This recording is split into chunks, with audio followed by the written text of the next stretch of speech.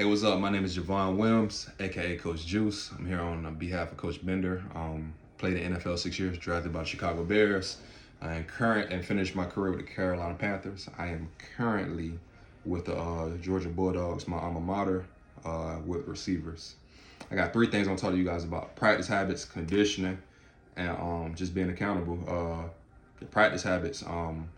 What you do in practice matter.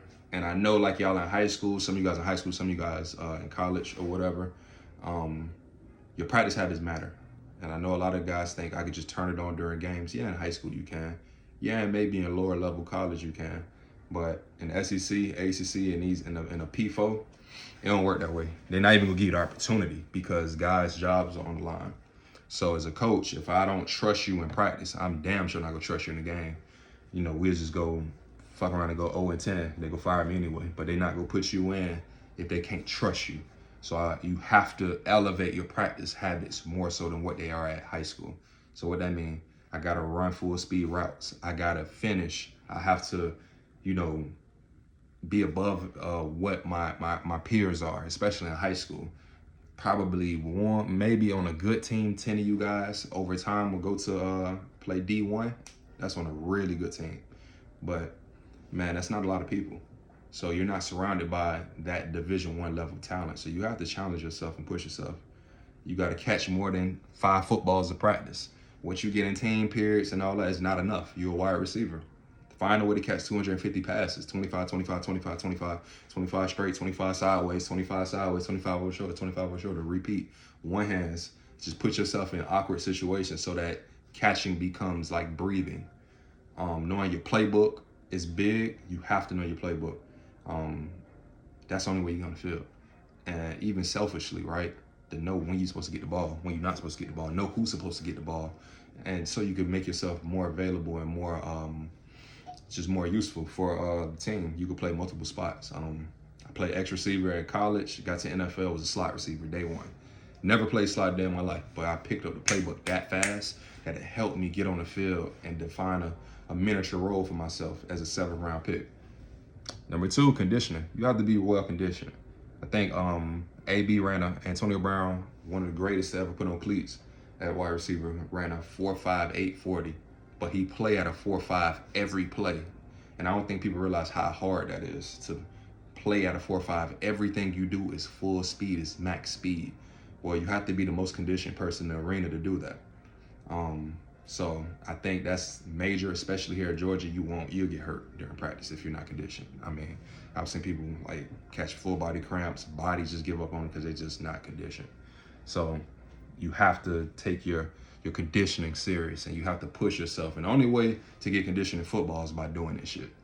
You can't get conditioned by running just sprints and shit like that. That helps, but the biggest way is just playing full speed while practice, while you training, you running routes, and just make sure that you're holding yourself accountable.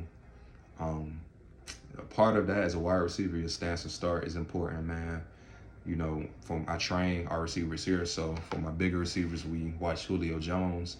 My smaller receivers, we watch Calvin Ridley.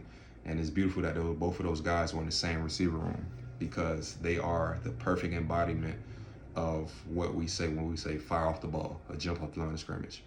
Every time they run a route, it look like they are about to run a 100-yard dash. And that's the big 100-meter dash. And that's the biggest thing that you want. You don't want to give no tails. And you want to make sure you running full fucking speed every single time because that's going to help scare the DB. And also, man, that's going to take you to another level as a route runner.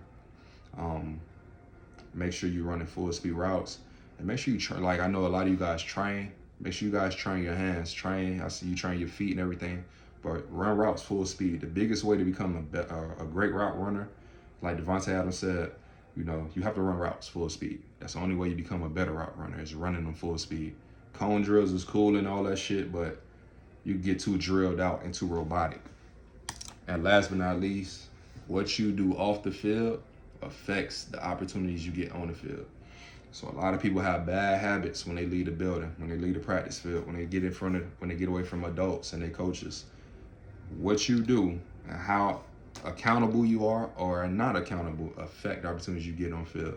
Maybe not in high school, but definitely in college, and especially in NFL. And you know, you guys get paid now, so you got to make sure you're on time for everything. Make sure that you are accountable. You just checking little boxes because you guys get paid. I don't want nobody to have to give their bread back because, you know, this level coach is fine. And, you know, there's been guys who miss their monthly check because complacent, man, laziness. But the bigger you stick to those things and you keep those things in mind, I guarantee you, you just keep sticking to that. You keep sticking to that. You'll be amazed how fast you grow into a really good football player.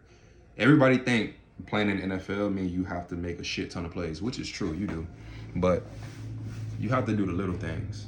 And you have to be very detailed and very aggressive in how you approach the little things. The little things is what's going to keep you around.